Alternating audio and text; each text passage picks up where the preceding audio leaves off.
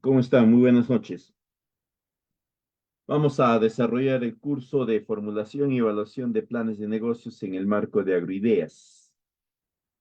Sabemos que el Estado establece diferentes estrategias para fomentar y mejorar la competitividad de actividades productivas. Y esto lo desarrolla a través de ciertas modalidades. Una de ellas son los proyectos productivos y otras son los planes de negocios que se enmarcan dentro de propuestas, de proyectos o de programas sociales. Y dentro de estos tenemos, perdón, algunos ampliamente conocidos. Uno que ha entrado en vigencia en estas últimas semanas, que es el Procompite, ¿no? Que está orientado a diferentes actividades productivas, no necesariamente agrícolas en el área agraria. Y el otro bastante conocido que es el de Agroideas, que sí está más vinculado a lo que es el sector agrario. En esta oportunidad nos vamos a referir a esta segunda estrategia de apoyo a la competitividad en el marco de esta propuesta que promueve el Estado a nivel sectorial, que es Agroideas.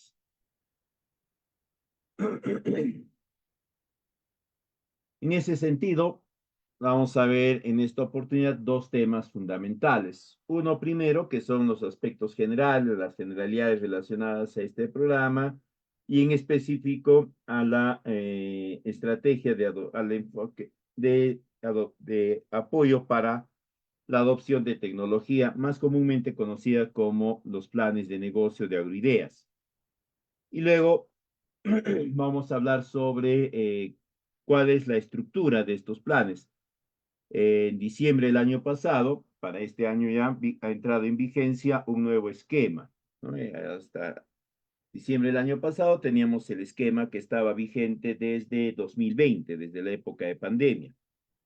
Y ya a partir de este año, desde enero de este año, hay un nuevo esquema que ha sido reestructurado, que tiene una estructura algo distinta, un poco más alineada con lo que es otras propuestas de apoyo del Estado, el mismo Procompite y también Invierte P. Entonces vamos a ver en esta oportunidad la información que se debe de consignar en el marco de esta nueva estructura del plan de negocios. Respecto a los aspectos generales, sabemos pues que el programa pertenece al Midagri y el objetivo del mismo es elevar la competitividad de pequeños y medianos productores agrarios. Esto nos indica que estos pequeños y medianos productores tienen que tener un nivel de competitividad. Y la competitividad está dada a través de varios factores y también puede ser medida a través de varios de estos.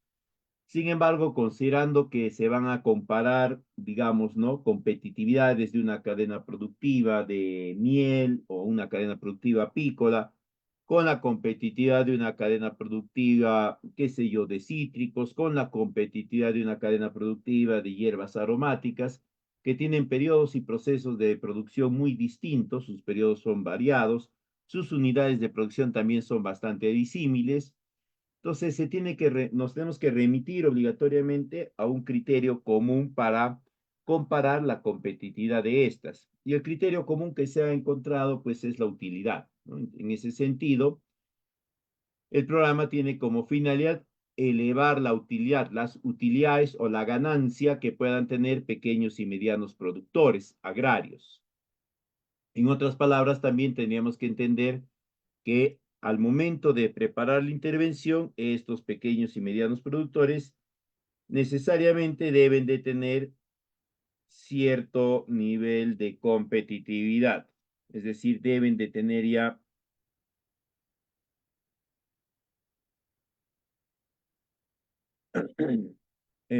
margen de utilidad.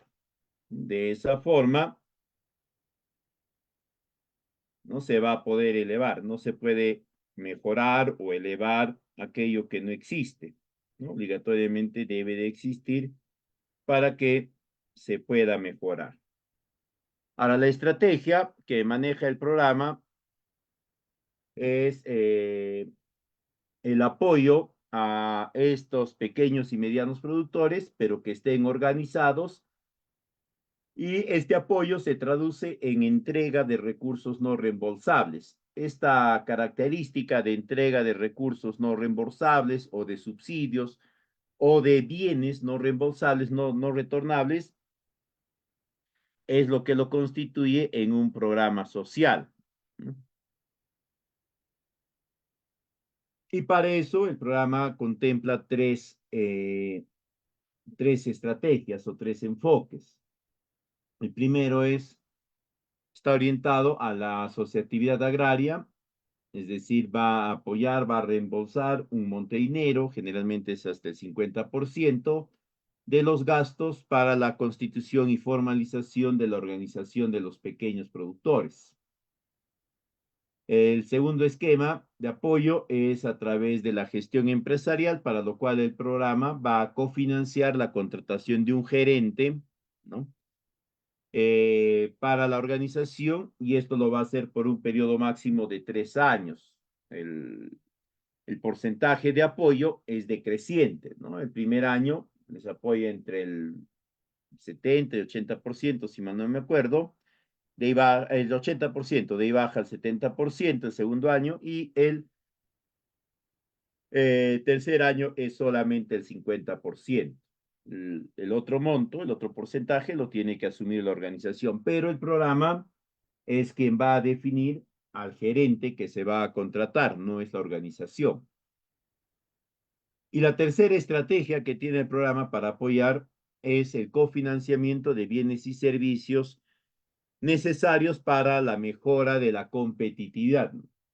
Y es dentro de esta tercera estrategia de adopción de tecnología que se genera el espacio para la formulación y evaluación de los planes de negocio. Es esta estrategia la que vamos a ver con algo más de detalle en esta oportunidad.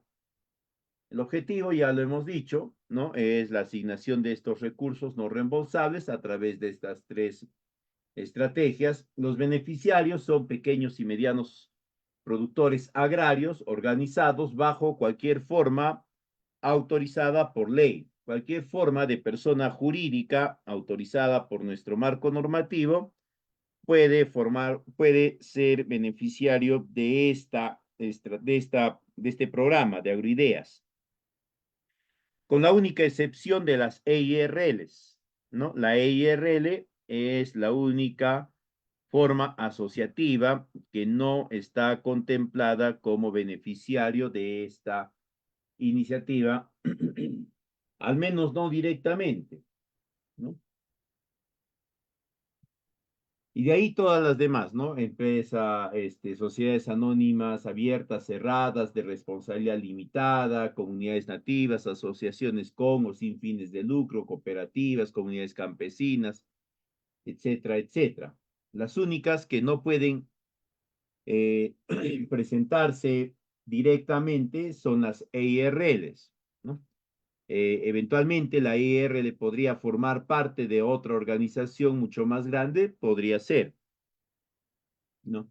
Es decir, la IRL sería una persona jurídica que es integrante, que es miembro de otra organización mucho mayor, que sí está permitida para tentar ser beneficiario del programa.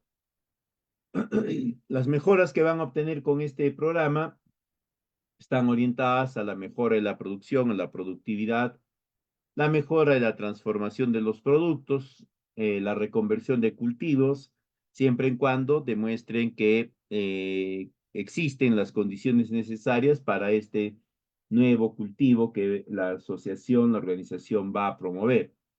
Mejoras en la comercialización, en la calidad de los productos, esto a través de sistemas de certificación en lo que es comercialización, ¿no? Y en la calidad de los productos a través de la mejora de los procesos de cosecha, post cosecha, transformación, todo lo que pueden ser las buenas prácticas agrícolas, ¿no? O las buenas prácticas en general. Y también tenemos otro beneficio que es la reducción o la optimización de los costos de producción. considerando que el programa va a incidir fuertemente en una mejora productiva, en una mejora de la competitividad, se entiende que esta puede estar revestida también de una reducción de los costos de producción o, en otro caso, de la optimización de los mismos.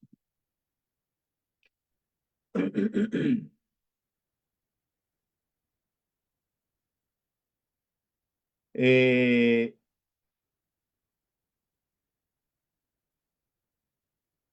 este programa tiene algunas ventajas.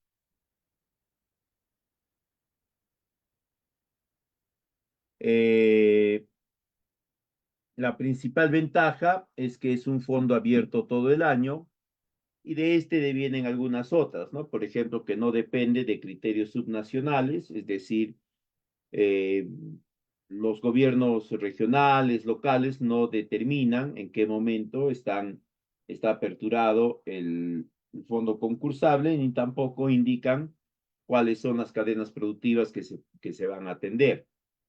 No está circunscrito a territorios político-administrativos. Una organización beneficiaria del programa puede tener a productores que están distribuidos en más de un distrito, tres distritos, incluso en más de dos, tres provincias y eventualmente podría ser hasta en más de una región, no, porque el programa es de carácter nacional.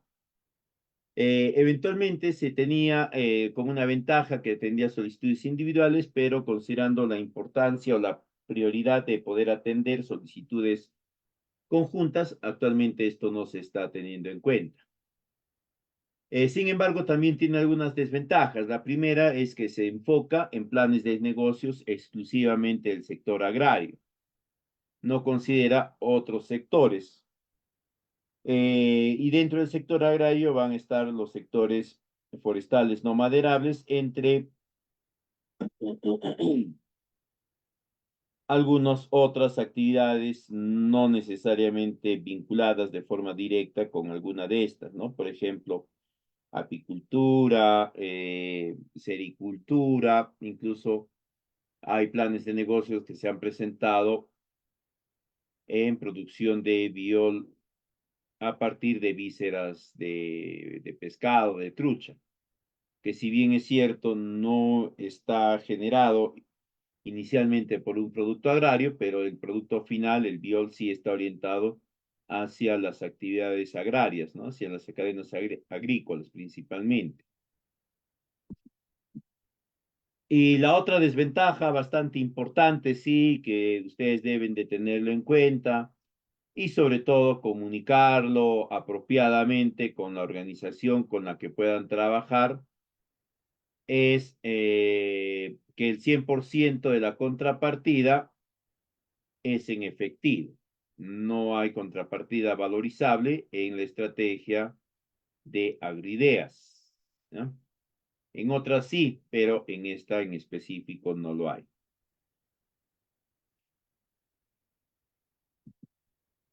Otro aspecto importante que deben de tener en cuenta es que la propuesta tiene que ser parte de una cadena productiva o tiene que estar enmarcada dentro de una cadena productiva. Y para ello van a tener que describir o van a tener que justificar la importancia de la cadena, no dentro del contexto local o regional. Entonces, considerando que el programa es sectorial, ¿no? A nivel sectorial se entiende que todas las cadenas productivas son importantes, ¿no? No necesariamente la cadena productiva debe de ser importante en una localidad específica o en algunas localidades específicas, pero sí lo puede ser a nivel nacional. Y puede ser que en esta localidad X, ¿no? Haya un pequeño espacio, un territorio, un microclima, qué sé yo, una microcuenca, donde se generen condiciones muy particulares que permite el desarrollo de una cadena productiva que es importante a nivel nacional en otras regiones incluso, pero no en esa región, no en ese distrito. Pero teniendo en cuenta que esto es sectorial, sí es factible. Ahí radica la importancia de que al momento de realizar la descripción del proceso de la cadena, nos centremos en resaltar las cualidades de la misma y establecer su importancia.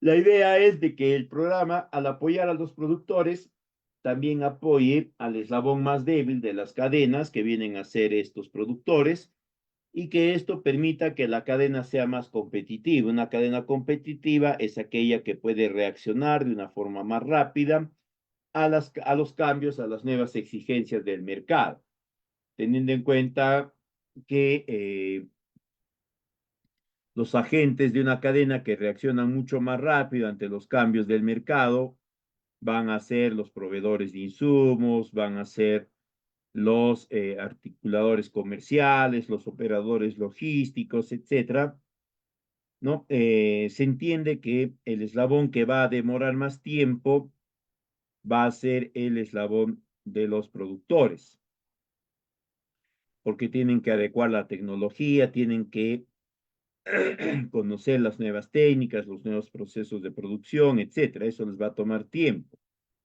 Lo que se busca es que con esta iniciativa de apoyo, ese periodo de tiempo se recorte, ¿no? Y se pueda generar un espacio que permita una respuesta mucho más rápida.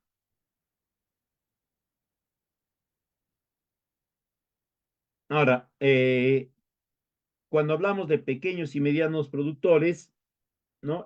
Para no quedar, no dejar esto a la ambigüedad, el Estado ha definido un criterio a través del cual se va a definir quiénes son o quiénes pueden ser considerados como pequeños y medianos productores.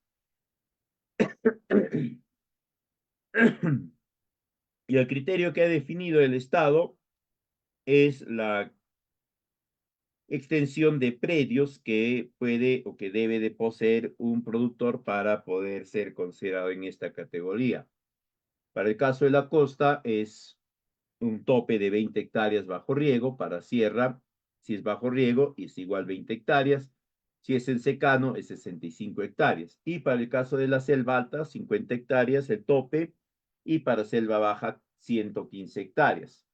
Además de esto, como ya habíamos dicho, el Estado también ha definido que para que estos productores que ya cumplen este requisito de la extensión tope de predios, deban también cumplir otro requisito que es la pertenencia a una organización de productores. Tienen que estar formalizados. Esto quiere decir que tienen que estar inscritos en registros públicos y tienen que estar también inscritos ante SUNAT. Y en ambos casos no deben de tener ninguna observación, ¿no? Y tampoco pueden estar en calidad de inactivos en el caso o no habidos en el caso de SUNAT. Además, les exige una tercera condición, que es la que va a garantizar que haya un nivel de competitividad que mejorar. Y esa condición es que ellos deben de producir o deben de ser propietarios de lo que se denomina una unidad productiva sostenible. Una unidad productiva sostenible va a venir a ser básicamente la unidad de producción, hectárea, hato ganadero, número de cabezas, como quieran llamarlo, que tiene la capacidad de generar una cantidad de producto que al ser colocado en el mercado cubre su costo de producción y les genera margen de utilidad, ¿no? En otras palabras, si yo soy propietario de, qué sé yo, de 10 hectáreas o si yo produzco 5 hectáreas de palto, ¿no? Y digamos que en total produzco 35 toneladas de palto, 7 toneladas por hectárea, vamos a suponer, un porcentaje bastante bajo. Con esas 7 toneladas que vendo, cubro mis costos de producción de mi hectárea de palto y me queda algo de ganancia, mucha o poca, pero esa ganancia es mi utilidad y esa utilidad representa mi competitividad, ¿ya? Ahora, ¿qué quiere decir esto? Quiere decir que en la propuesta de plan de negocios, evidentemente no pueden solicitar apoyo para la adquisición de fertilizantes, de pesticidas, porque actualmente esos costos lo están cubriendo en su proceso normal de producción, en sus costos normales. Por eso es que son competitivos. Todo lo que gastan, todos los egresos que tienen, los cubren con su venta y les queda un valor de utilidad. Ahora, el proceso de acceso al financiamiento pasa por tres fases, o por dos fases, ¿no? Una primera, que es la elegibilidad, que es el proceso en el cual la organización va a presentar una serie de documentos para que Agroideas, el programa, luego de revisarlos, les comunique si cumplen los requisitos básicos para poder presentar su propuesta de apoyo. Y el segundo proceso ya es el de la presentación de la solicitud de apoyo, que nosotros lo entendemos como la presentación del plan de negocios. Ya en este segundo proceso van a presentar su propuesta de plan de negocios que va a ser evaluada y dependiendo de ella, ¿no? Va a ser considerada como admisible y de ahí se van a realizar otras acciones más para la firma de los convenios de apoyo respectivos. Y recién después de eso sucede ya en los desembolsos y la ejecución del plan de negocios, ¿no? Pero esto más o menos es el esquema bastante resumido del proceso de participación. Cada una de las fases, ¿no? De elegibilidad y de solicitud de apoyo tienen los documentos que deben de presentar para poder acceder al mismo, ¿no? En el caso específico de la elegibilidad, tienen que presentar estos documentos, eh, ¿no? Su RUC y otros aspectos más. Eh, el programa, como saben ustedes, tiene tres niveles de apoyo. El primero, que es el nivel básico, digamos, o el nivel más bajo, es que permite financiar planes de negocio que tengan un costo total de un tope de 125 ITs, ¿no? Y en ese caso el programa financia el 80% y el 20% restante lo va a financiar la organización, lo va a cofinanciar la organización, ¿no? En el segundo nivel, el plan de negocios puede tener un costo total de entre 125 hasta 286 UITs, y en este caso ya el programa financia únicamente el 70% y el 30% restante queda como cofinanciamiento o como aporte de la contrapartida y no se olviden es en efectivo. Y tenemos el tercer nivel, que son los planes de negocios que tengan un costo mayor a las 286 UITs, pero que no sobrepasen las 300 UITs, ¿ya? Es decir, el tope de un plan de negocios va a ser 300 UITs. Y en este caso, el programa financia hasta el 60% y el 40% restante lo va a financiar la organización. Ahora, ¿por qué 300? ¿No? ¿Por qué? ¿De dónde sale este monto de 300? Este monto de 300 está considerado en base a criterios técnicos que tiene el Estado para transferencia de subsidios a la población, ¿no? Y dice que para el sector productivo estos no pueden ser más de 4 UITs por socio. Esto en planes de negocio, proyectos de inversión pública, en el marco de proyectos productivos, etc. Ese es el tope que el Estado plantea. Por eso es que se llega a un máximo de 300 UITs. Pero además de eso, ¿ya? Tengan presente que el monto máximo que el programa puede aportar por beneficiario es de 4 ITs. ¿A qué me refiero? Puede ser que ustedes generen un plan de negocios cuyo presupuesto sea vamos a poner, de 50 UITs, ¿ya? y la organización que lo presenta está conformada por 10 socios, ¿ya? Que pueden tener toda la capacidad para poder cubrir ese porcentaje que les correspondería, ¿no?, de la contrapartida. Sin embargo, si multiplicamos nosotros 10 socios por 4 UITs por cada socio, nos resulta 40 UITs. Ese sería el monto máximo al que podría acceder una organización de 10 socios, ¿no? Por mucho que el plan de negocios esté bien elaborado, que lo haya elaborado el mismo director del consejo directivo del programa, que lo haya elaborado el premio Nobel de Economía, no lo sé. El máximo que puede aportar el programa por socio es de 4 UITs. Más allá de eso, no lo va a hacer. Entonces, tengan en cuenta eso también al momento de establecer el presupuesto y sobre todo la cantidad de beneficiarios que van a participar en el programa. Estos son los documentos que deben de presentar para la elegibilidad, ¿ya? Todos estos, todos estos anexos, formatos, están considerados en la directiva que les voy a compartir conjuntamente con la UIT. Ahí están los anexos, los pueden descargar, los imprimen, los rellenan, los firman y los presentan. Una vez que han presentado estos documentos, ¿no?, el programa les va a comunicar si han sido considerados elegibles o no. Si no han sido considerados elegibles, les va a indicar cuáles han sido los errores, ¿no?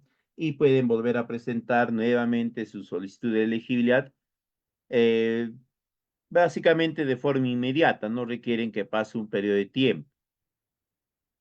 Si han sido considerados como elegibles, ya están habilitados para iniciar el proceso de elaboración y presentación de la propuesta de solicitud de apoyo. Para ello, el programa les va a dar aproximadamente 90 días después de haber obtenido la elegibilidad, y esto puede ampliarse de acuerdo a coordinaciones que puedan tener. En el lapso de esos 90 días deberían de poder presentar su propuesta de apoyo.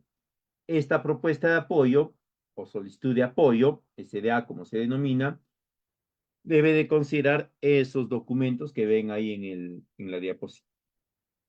Una copia de acreditación, la nota informativa, el anexo 4, que es una solicitud de apoyo, el anexo 5, que es una declaración jurada, el anexo 6, que es el plan de negocios propiamente dicho, con una estructura ya definida por el programa, el anexo 7, que es una declaración jurada y no está recibiendo apoyo en el mismo rubro. ¿Qué rubro? ¿No? De adopción de tecnología. Pueden estar recibiendo apoyo en lo que es fortalecimiento organizacional y no habría problema. Y el anexo 8, que es una declaración jurada de contar con recursos para el cofinanciamiento. Estas declaraciones las va a firmar el titular de la organización, es decir, el presidente de la organización. Lo firma en representación de todos los participantes. Es ahí donde radica la importancia de que ustedes, al momento de elegir a los que van a participar en el programa, les hayan explicado bien la importancia, ¿no?, de su participación. No sea que a media participación, a medio proceso, desistan, se arrepientan, ya no quieran, ¿no? Porque para que puedan ser declarados elegibles, se va a revisar el historial de cada uno de los beneficiarios, de los que van a participar. Si cambias a uno, se tiene que hacer toda la documentación de elegibilidad nuevamente, ¿no? Si cambias a uno en el proceso de ejecución, tienes que hacer toda una documentación explicando por qué el cambio. Además de ello, se tiene que asumir ese monto de contrapartida que él ya no va a aportar, lo tiene que asumir el resto de la organización. Entonces, siempre es necesario que se coordine bien, que se comunique bien a los beneficiarios sobre la importancia de su participación y su permanencia en tanto dure la propuesta. Una vez que han presentado la propuesta, esta va a ser evaluada por el programa, primero por la dependencia regional, luego por la dependencia nacional. Dependiendo de si hay observaciones o no, se les va a solicitar algunas aclaraciones y finalmente, ¿no?, se les va a comunicar si este ha sido aprobado o no. Si ha sido aprobado, ¿ya? Lo siguiente que sucede es ya todo una revisión más específica, más puntual del plan de negocios y una, digamos, un perfeccionamiento de toda la propuesta económica, sobre todo de los costos de los bienes y de los servicios, ¿ya? Para que finalmente, una vez que ya está todo esto perfeccionado, se proceda a la firma de los convenios respectivos y con ello ya se inicia la implementación. Estos son los criterios que actualmente se evalúan en los planes de negocio. Son en total 4 criterios, ¿ya? Y dentro de ellos tenemos, ¿no?, algunos subcriterios. El programa va a ir evaluando estos a medida que va revisando y les va a comunicar en función a los mismos. Entre los gastos elegibles que se puede considerar en la propuesta son todos los tipos de bienes que puedan ser adquiridos, empezando con infraestructura, equipos, maquinarias, vehículos, herramientas, ¿no? Todos los bienes que puedan ser adquiridos en calidad de nuevos son gastos elegibles y esa es la prioridad. Primero bienes, infraestructura, maquinaria, equipo, herramienta, vehículo, ¿ya? Más o menos en ese sentido. El otro grupo de gastos elegibles son servicios, pero estos servicios tienen que estar vinculados a los bienes que anteriormente se habían indicado. Si está solicitando financiamiento para la adquisición qué sé yo, de una despulpadora, ¿no? Tendrás que solicitar, ¿no?, la asistencia técnica o la capacitación para el manejo, la gestión de esa despulpadora. Si estás solicitando presupuesto para la construcción de un invernadero, tendrás que considerar la asistencia técnica para la gestión, para el manejo de un invernadero. ¿Ya? Más o menos así van vinculados. Y el tercer gasto elegible son todos los gastos asociados a o que permiten que los primeros, los bienes y los servicios, puedan operar eficientemente. Acá vamos a encontrar todo lo que son las licencias, autorizaciones, permisos, registros y demás aspectos. Todo aquello que te permita que tu producto final cumpla con todos los lineamientos normativos. Marca, registro sanitario, licencia de funcionamiento, todo. Si algún gasto ha sido obviado por error, ¿no?, ya en la implementación, el programa le va a exigir a la organización que sea ella quien tenga que asumirlos. Es bien difícil la reformulación del presupuesto, ¿ya? Y es imposible la asignación de adicionales, por si acaso. Entre los gastos no elegibles están todos aquellos gastos que estén orientados al aspecto administrativo del proceso de producción, ¿no? Es decir, gastos de servicio telefónico, arriendos, alquileres, pago de pólizas, etcétera, ¿no? Igualmente están prohibidos que los presupuestos del programa se puedan asignar a insumos que forman parte del proceso productivo, ¿no? Insumos químicos, pesticidas, fertilizantes, entre otros. Igualmente está prohibido la adquisición de cualquier tipo de bien usado. No se puede adquirir ningún tipo de bien usado y tampoco se pueden alquilar bienes, ¿ya? No está permitido. Si requieren algún bien, la idea es que se adquiera, ¿no? Porque si no, si se alquila, básicamente lo que están haciendo es que el Estado, ¿no?, le pague a un tercero privado por dicho bien en alquiler. Y el Estado puede hacerlo, pero si es directamente a favor suyo. No le va a seguir alquilando qué sé yo, un camión furgón a una persona X, a Eloy, ¿no? Cuando ya acabó el programa, ya acabó la implementación del plan de negocios y estamos en la fase de funcionamiento, 5 años más, no lo va a alquilar, ¿no? Lo mejor es que se adquiera. Estas son las tecnologías que pueden ser consideradas dentro de las propuestas. Son todas las tecnologías que garantizan el proceso de producción, tanto en un sistema agrícola, pecuario o forestal no maderable, y algunos otros más que no pueden ubicarse fácilmente en esto, ¿no? Apicultura, sericultura, esto es la crianza de la cochinilla y otros más. Ahora vamos a ver sobre el plan de negocios en el esquema de agroideas. Como les mencionaba, el esquema ha variado a partir de este año, ¿no?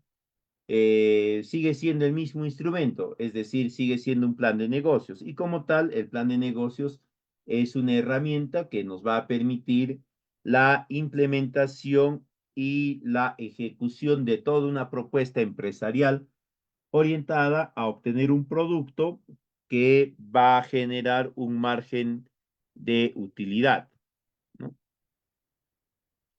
En ese contexto de ideas es que se va a generar esta propuesta. Además de ello, hay que recordar que un plan de negocio siempre tiene dos elementos fundamentales. Tiene todo un elemento estratégico, todo lo que es el análisis y la planificación y la evaluación estratégica, y de este deviene el análisis económico, la evaluación económica, ¿no? Es fundamental que ustedes tengan claro que todo lo estratégico es lo vertebral, es lo principal del plan de negocios. No es el BAN, no es el TIR, no es el presupuesto, sino que tú armes todo el conjunto de elementos que debe de tener la propuesta para que ésta pueda generar el producto deseado y luego recién se le va poniendo los montos, se va adecuando los montos a las capacidades que se tengan. La primera parte del nuevo esquema es el resumen ejecutivo, ¿no? Acá no ha variado el resumen ejecutivo, sigue teniendo las mismas características, es una presentación concreta, concisa de lo que es los aspectos principales de la propuesta. Se debe de plasmar el nombre de la propuesta, quiénes son los beneficiarios, cuál es el objetivo y las metas de la propuesta, cuáles son los elementos principales o los componentes principales, ¿no? Las características de esto, del producto, y luego los aspectos económicos, ¿no? El presupuesto y también los indicadores de rentabilidad, ¿no? Debe de tener, pues, qué sé yo, entre 3 páginas, ¿no? Debe ser lo más concreto posible, ¿no? De ahí viene ya la parte descriptiva, digamos, del plan de negocios, empezando con los datos generales. En este cuadro que están viendo ahí en pantalla, ustedes van a considerar la información de la organización, así como del representante legal de ambos. ¿Quién es, cuál es el nombre de la organización, cuál es su número de RUC, su domicilio legal? Y lo mismo, ¿no? Del representante legal, es del presidente del consejo directivo, como se denomine. ¿Cuál es su periodo de vigencia? En ese aspecto, traten de que el periodo de vigencia pueda cubrir el o los años que esté en ejecución el plan de negocios. Hay veces que, ¿no? Por aspectos netamente estatutarios, le corresponde al presidente de la organización su relevo de, qué sé yo, en el mes de diciembre, ¿no? Y estoy pensando presentar mi propuesta en el mes de agosto. Quiere decir que yo a media participación voy a tener que hacer el cambio del directivo. Y eso significa tener que actualizar o tener que modificar la información del representante legal en todo el proceso que ya pudo haberse estado desarrollando incluso. Y eso es fastidioso para la organización, así como también para los mismos beneficiarios, ¿no? Entonces, para evitar eso, ¿no? La organización tendría que ver, pues, si ratifica al presidente por un periodo más, ¿no? De 2 años, qué sé yo, o si simplemente ya desean que un refrescamiento de directivos, tendrán que adelantar el proceso de elección para que ya el nuevo presidente sea quien participe en todo el proceso de gestión del plan de negocios ante del programa, sin la necesidad de estar cambiando, de estar indicando que ha habido un cambio y demás, ¿no? Otra información importante que van a colocar en este esquema es la cantidad de socios que hay y las unidades en producción que tienen. Acá deben de ser lo más sinceros posibles. No traten de buscar exponer que son pequeños agricultores, que solamente tienen un poquito y que no tienen más, ¿no? Sino que pongan acá lo que realmente es y que busquen demostrar que tienen la suficiente capacidad para poder cubrir el cofinanciamiento. Si yo pongo que tengo una hectárea para la producción de habas, digamos, y ese es mi único predio, ¿no? Y yo indico ello, quiere decir que si por alguna eventualidad climática se pierde ese hectárea de habas, simplemente no voy a tener forma de poder asumir la contrapartida que me toca.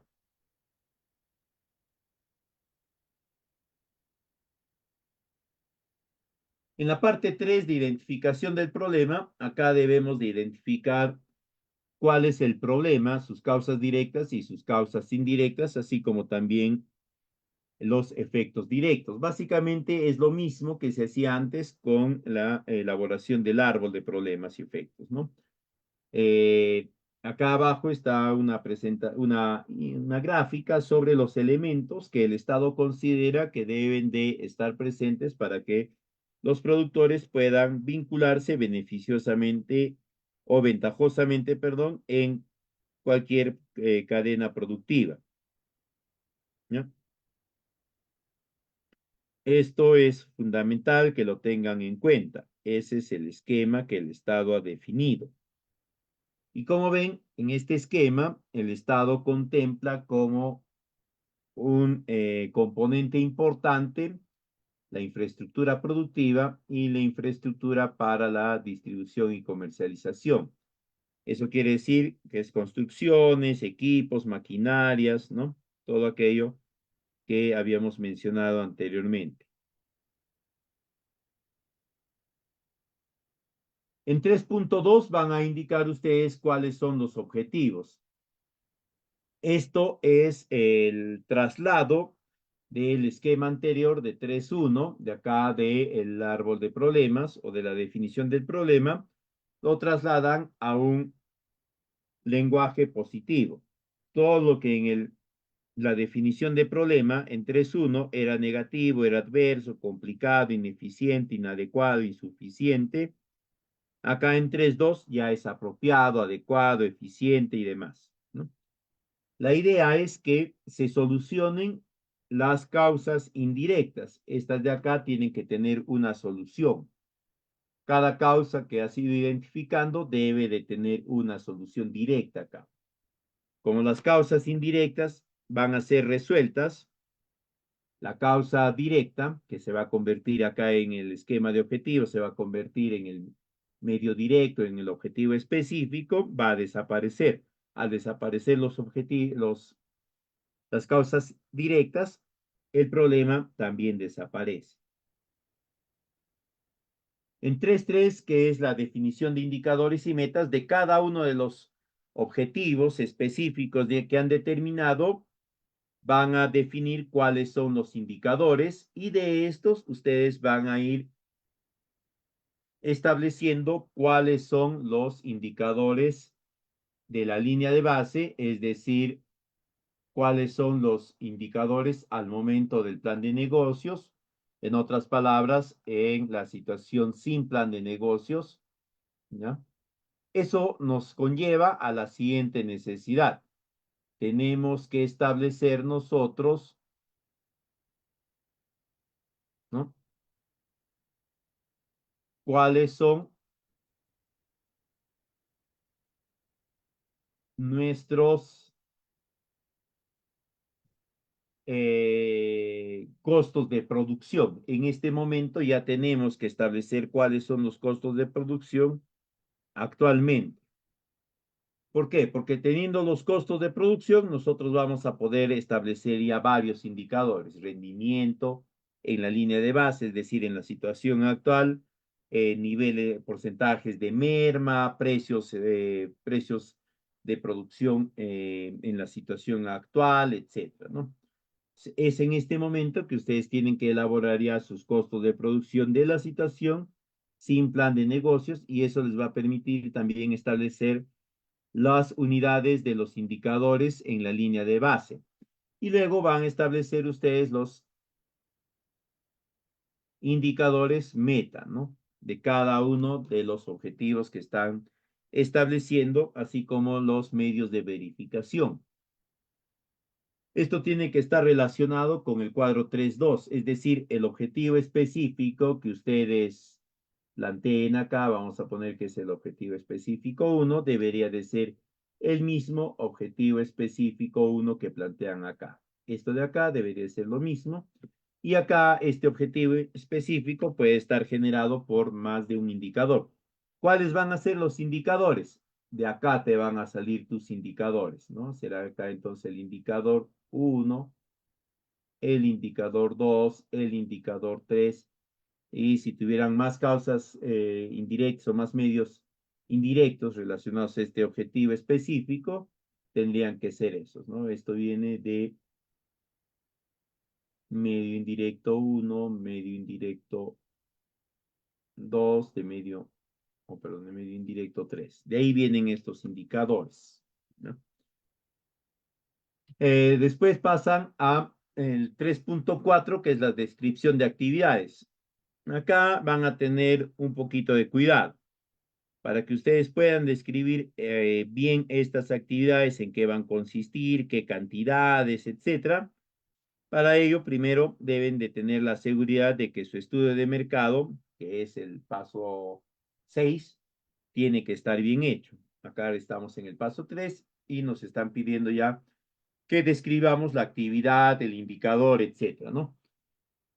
Esto lo vamos a describir a nivel de cada objetivo, ¿no? Cada objetivo, si ustedes se han percatado, acá el objetivo tiene 3 indicadores. Cada uno de estos indicadores en la práctica viene a ser la actividad 1, la actividad 2, la actividad 3, ¿no? Estas actividades las trasladamos acá. Y acá las describimos. El indicador de actividad que ponemos acá tiene que ser el mismo que hemos colocado acá. Tienen que ser lo mismo, ¿no? La meta, etc. Una vez que hemos hecho esto, pasamos a 3.5, que es el cronograma de actividades. Acá vamos a desagregar cada una de nuestras actividades en el periodo de tiempo que debe de tomarles para ser implementadas.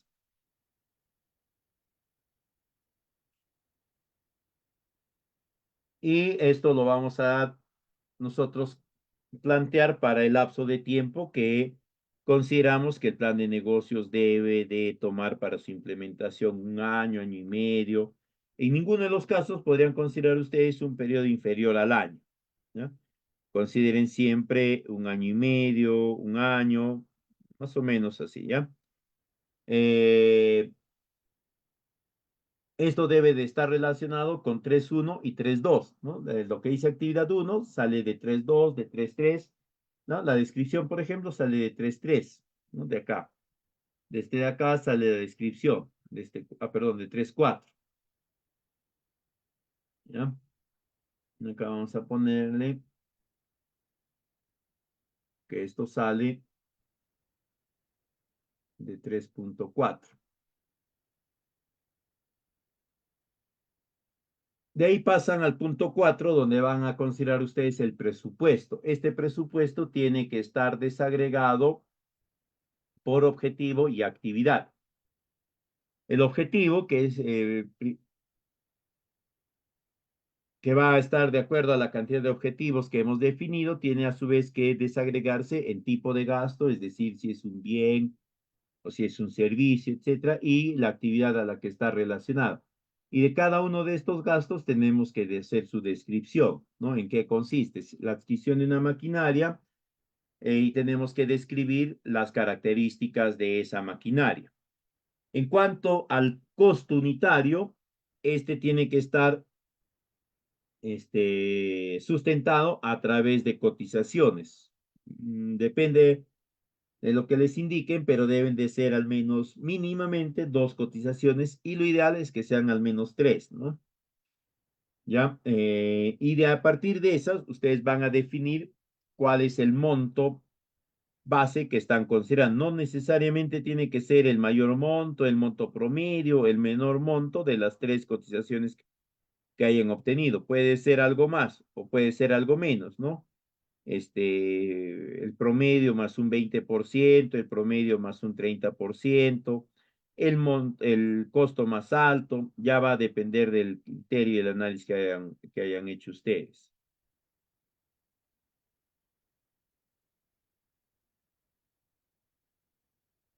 En las características del bien, tienen que tener en cuenta que estas características deben de ser las mismas que están considerando ustedes en, en las especificaciones técnicas de las cotizaciones.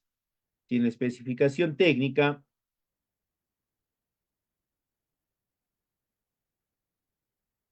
ustedes han considerado en las cotizaciones, está en la especificación técnica de las cotizaciones, dice potencia de 50 HP, en la descripción tendría que decir lo mismo, ¿no? No pueden poner ahí una distinta a la que esté consignada en la cotización. De ahí van a pasar a 4.2, donde van a agrupar este presupuesto por categoría de gasto, es decir, si es por bien o servicio. Ahí están los tipos de gastos que habíamos dicho que son dos, bienes y servicios, y los gastos elegibles. Estos son los subgrupos de gastos elegibles. Este presupuesto de acá lo van a consolidar ustedes en estos subtotales. ¿Ya? Y de ahí les va a salir un subtotal tanto en bienes como en servicios. Un criterio que deben de manejar acá es que este subtotal de bienes tendría que estar alrededor del 60 al 70%. ¿No? Ahí tendría que estar ese subtotal de bienes. ¿Por qué? Porque la propuesta o la estrategia de planes de negocio que maneja el Estado considera que es importante asignarle perdón, generar las condiciones para la asignación y la entrega de bienes a los beneficiarios, más que de servicios. Luego van a volver a describir las características de cada uno de los bienes. Básicamente esto es volver a reescribir el cuadro 4.1, ¿no? Pero acá lo único que van a asignarle es el tipo de gasto y la categoría, ¿no? Es decir, el gasto elegible. Si es un insumo estratégico, etcétera. Lo reagrupan de acuerdo a ello. Pasan al punto 5, donde van a describir a la organización y cómo se va a reestructurar internamente. Esta reestructuración, por si acaso, contempla únicamente a la estrategia, o perdón, a la estructura de la organización para su proceso de producción. Es decir, si va a haber una unidad de producción, si va a ser un encargado, un responsable, un subgerente, un coordinador, lo que sea, un área de producción, de cosecha, post cosecha, de comercialización, de acuerdo a cómo considere el especialista, ¿no? O el consultor que la organización va a poder acceder de una mejor o va a poder generar las condiciones necesarias para generar el producto de calidad. No van a modificar para nada el consejo directivo, por si acaso. ¿Ya? En algún momento alguien me preguntó una vez, ¿no? Inge, pero eso significa que voy a este, modificar la estructura. No, no.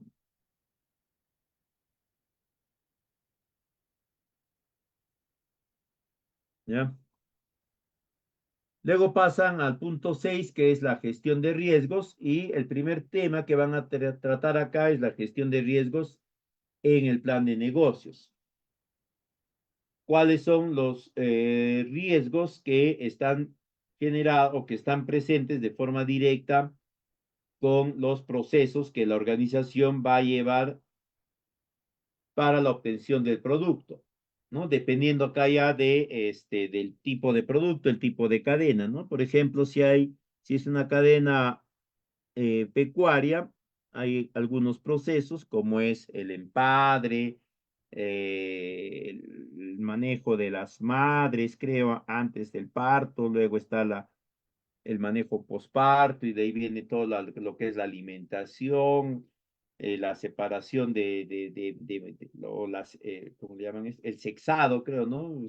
A un lado los machos, a otro lado las hembras, etcétera, etcétera, ¿no? Si es una cadena agrícola, está todo lo que es la siembra, la fertilización o el manejo nutricional, el manejo sanitario, el manejo cultural, ¿no? El desiervo, el cultivo, recultivo y todo lo demás. En cada uno de estos procesos hay riesgos. Tienen que identificar esos riesgos. Céntrense en dos o tres riesgos nada más. No se llenen de riesgos porque cada riesgo tiene que ser mitigado, tiene que ser prevenido. Y cada una de estas se tiene que convertir en una acción, ¿no? Acción preventiva, acción de mitigación. Más riesgos, más acciones de prevención, más acciones de mitigación, y eso va a generar siempre algo más de costos. Entonces tengan bastante cuidado con eso. En todo caso, la recomendación es que ustedes prioricen e identifiquen los riesgos más relevantes y de ahí los prioricen.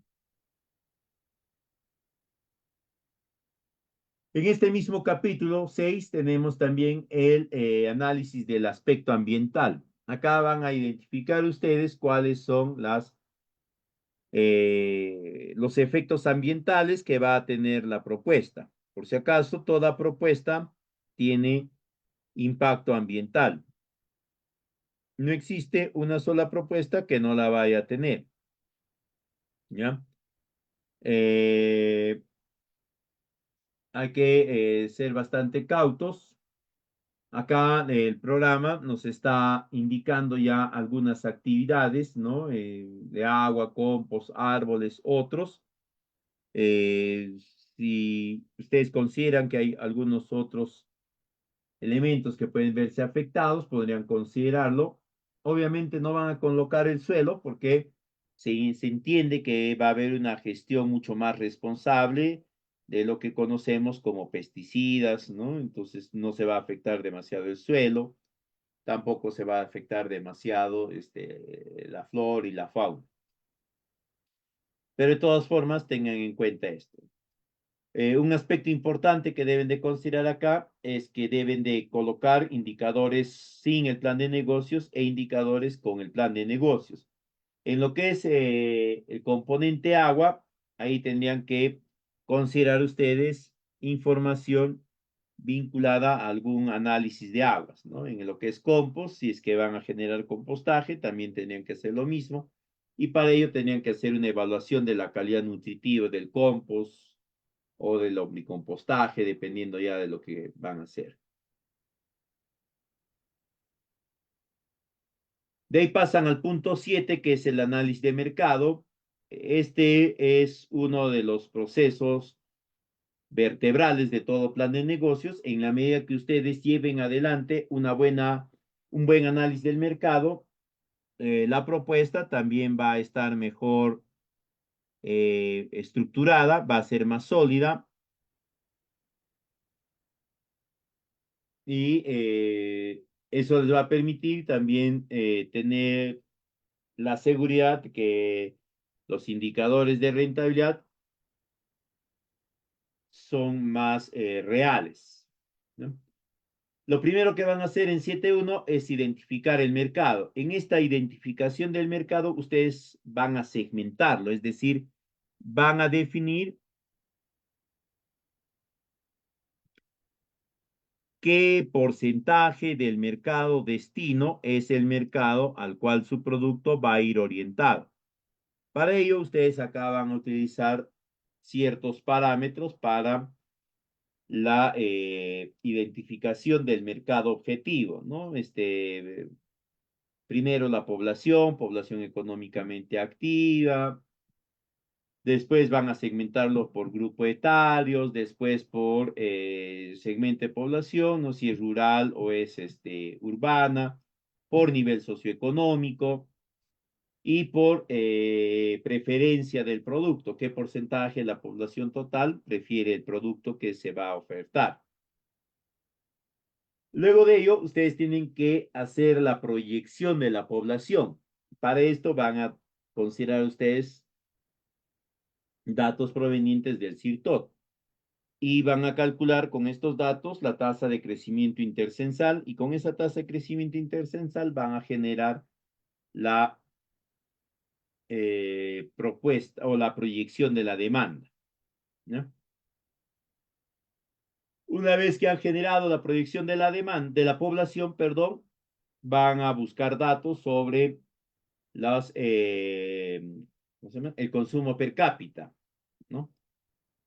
Basta que consigan el consumo per cápita de 2 años, ¿no? 2 años separados por un periodo entre 3 a 5 años, es decir, podrían conseguir el consumo per cápita del 2011 y el consumo per cápita del 2018, ¿no? Y con eso ya generan ustedes su tasa de crecimiento de consumo per cápita y lo multiplican simplemente por la proyección o por la población objetivo y ya tienen la proyección de la demanda también. Además de eso, ustedes van a hacer un análisis de todo el mercado, ¿no? Y de las características que el mercado demanda del producto. Lo quiere fresco, enlatado, envasado, deshidratado, en forma de estrella, en forma de corazón, en bolsa, en caja, etcétera, ¿no? Y dependiendo de eso, ustedes van a definir su oferta. Previo a ello, van a hacer el análisis de la oferta general o general del producto. Para eso van a remitirse a datos estadísticos provenientes del Midagri o de otra entidad del Estado. Pueden ser las gerencias regionales o direcciones regionales de agricultura o alguna otra entidad similar. Y de esta van a tomar los parámetros de producción que consideren ustedes, ¿no? Producción, rendimiento, área, cabezas de ganado en producción, o lo que fuese. Traten de armar una data histórica mínimo de 5 años. Para el caso específico actual, ¿no? O para el contexto actual, considerando lo que sucedió en la época del COVID, del 2020-21 y parte del año 2022, hay que considerar al menos una data histórica desde el 2015 o desde el 2017, ¿no? Porque los datos del 2020 y 2021 son datos inexactos por este tema de la pandemia. Entonces, ustedes tengan en cuenta ello para evitar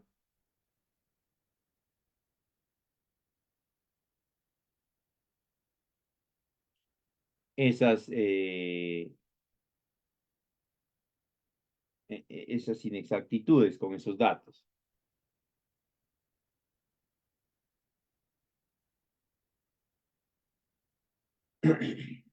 Ya, una vez que han determinado ustedes esta data histórica, con esta data histórica, a través de regresión simple, van a hacer la proyección de la oferta. La proyección la hacen también para 5 años. Y ese es el análisis de la oferta del producto. Ahora tienen que hacer también ustedes el análisis y la proyección de la oferta de la organización.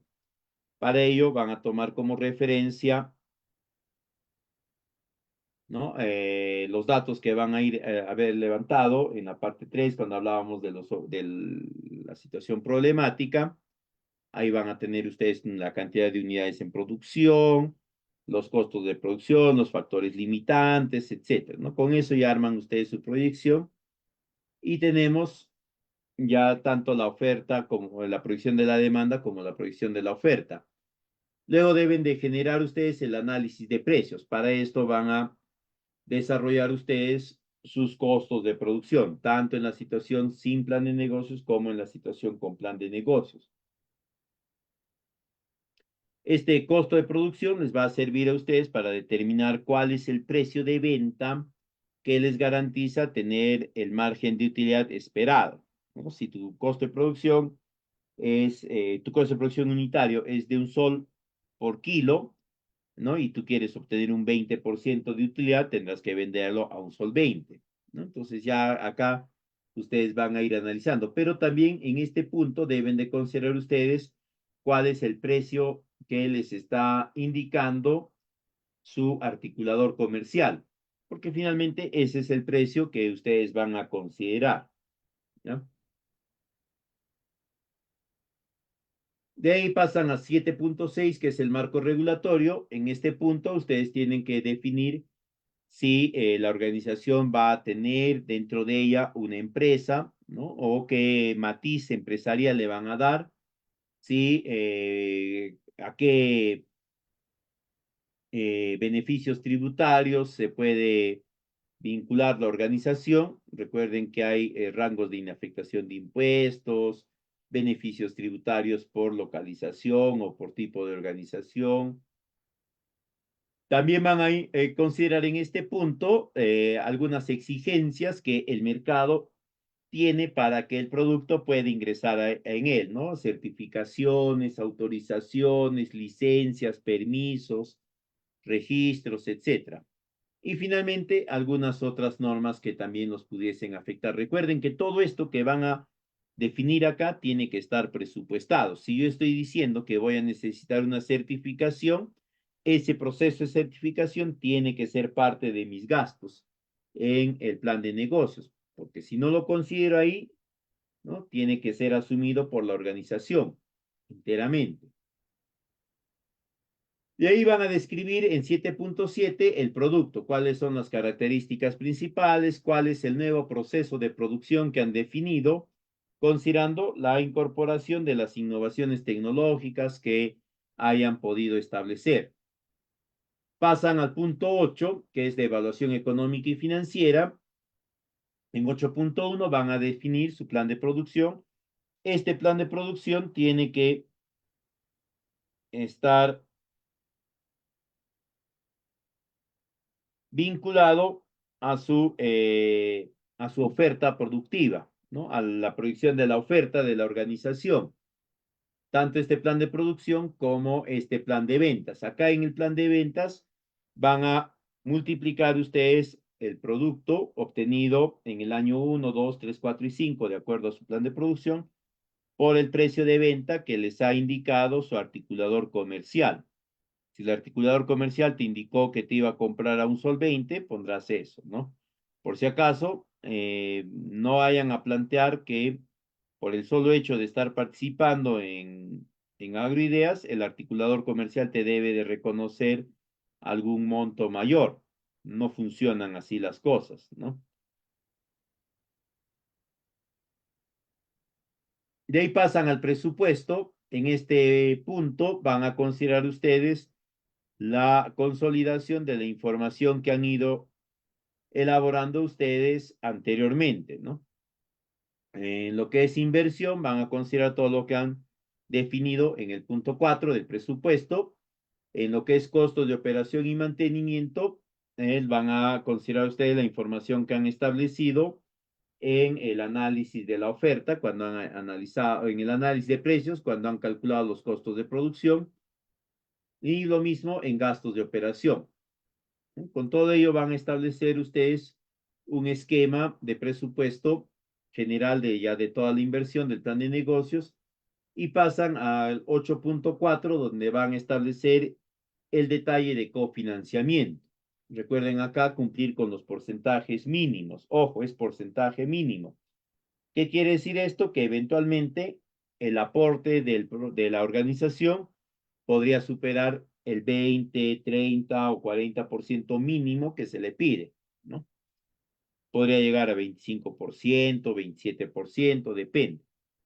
Explíquenle eso a los beneficiarios para que ellos no se vayan a sorprender cuando sucede esto, porque a veces ellos creen que 20% es más bien el tope, ¿no? Que de ser posible debería de ser algo menos, y en la práctica no sucede así. Al momento de desagregar este cofinanciamiento, ustedes tienen dos opciones. Uno, lo desagregan y determinan la contrapartida y el cofinanciamiento directamente asignado a un producto o a un bien o a un servicio, ¿no? Es decir, la contrapartida va a ser asumida para lo que es la adquisición de semovientes, nada más. Podría ser así. Y lo otro es una distribución porcentual a lo largo de todos los bienes y servicios que se está considerando, ahí como está en la tablita, ¿no? Entonces dicen, bueno, de todos los insumos, de todos los bienes y servicios, la organización aporta el 20%, ¿no? Entonces ya se distribuyen 20-80 en todito. O lo otro podría ser, como les decía, ¿no? Un bien, un servicio específico o algunos específicos que son asumidos por la contrapartida y otros por el cofinanciamiento. En 8.5 van a generar el estado de resultados tanto en la situación con plan de negocios como en la situación sin plan de negocios. Acá van a consolidar ya la información que han ido definiendo ustedes en el plan de ventas, en el costo de producción, en los gastos de inversión, etcétera, teniendo en cuenta lo siguiente, ¿no? En ningún caso el año base puede tener una utilidad superior al año 1, nunca, ¿ya? El otro criterio es que en ningún caso, ni en el año base ni en el año 1, la utilidad puede ser negativa. ¿Ok? Nunca puede ser negativa, ni la del año base puede superar al año 1. Y las de los años subsiguientes al año 1 nunca pueden ser inferiores al año 1. ¿No? Tienen que ser iguales o, en su defecto, superiores, pero nunca inferiores. ¿Qué más acá? Ya, básicamente eso. De ahí pasan 8.6, que es el flujo de caja con plan de negocios. 8.7 es el flujo de caja sin plan de negocios. Básicamente acá van a establecer ustedes cuál es el flujo de caja para la situación con y sin plan de negocios, ¿ya? Y van a concentrarse en el flujo de caja económico, nada más. Tienen que conseguir armar este flujo de caja con y sin plan de negocios, porque luego van a contrastar estos dos flujos de caja en el punto 8.8, y con estos dos, con la diferencia de estos, van a obtener ustedes el flujo de caja incremental. Es decir, al flujo de caja económico con plan de negocios le van a restar el flujo de caja económico sin plan de negocios. El monto que resulte va a ser el monto incremental, y con este flujo incremental ustedes van a calcular los indicadores de rentabilidad, es decir, van a calcular el BAN y el TIR con este flujo incremental, es decir, con este de acá abajito.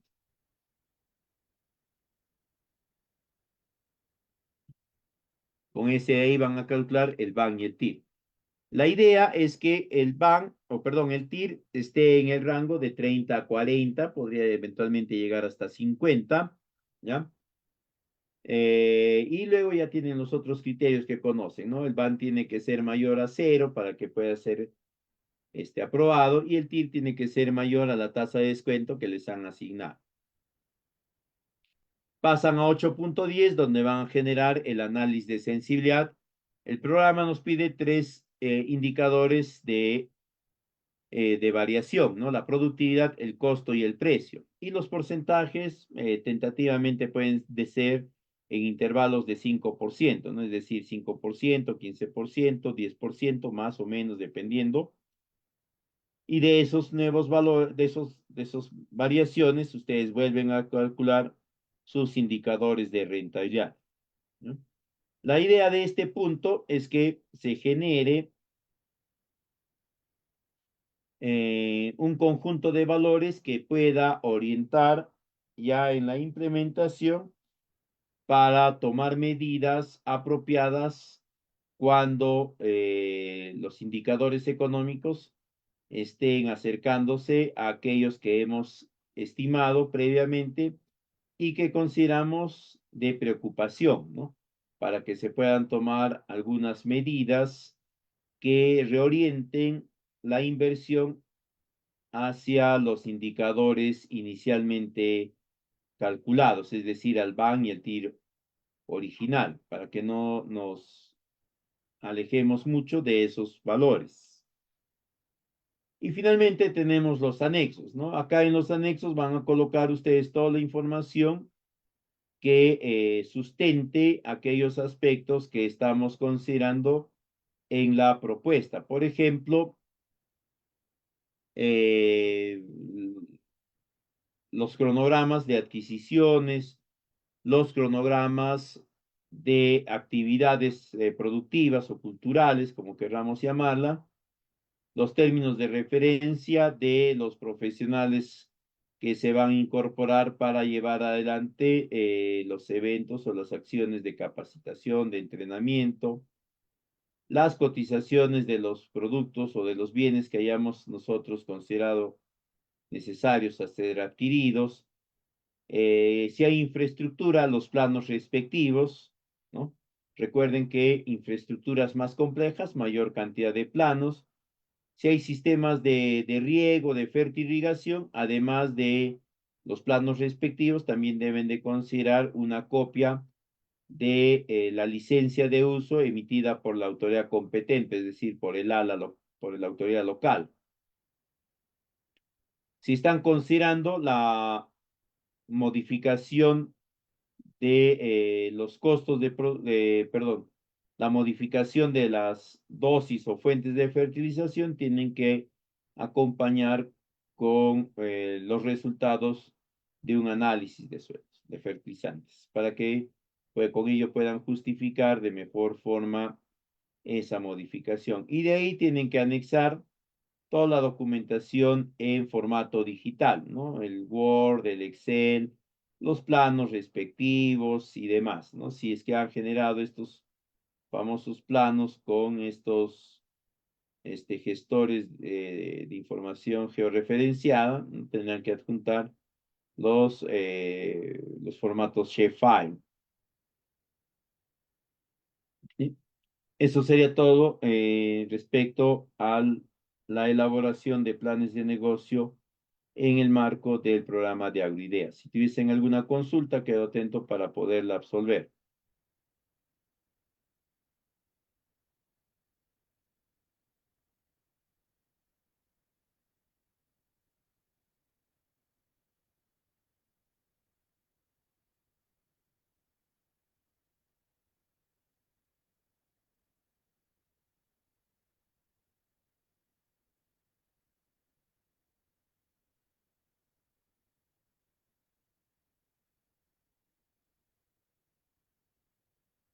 Bien, si no hay consultas, muchísimas gracias por la atención prestada. No se olviden la PPT y el instructivo del programa para el nuevo formato. Se los voy a compartir a todos ustedes a través del centro de capacitación. Me solicitan a ellos nada más para que les facilite.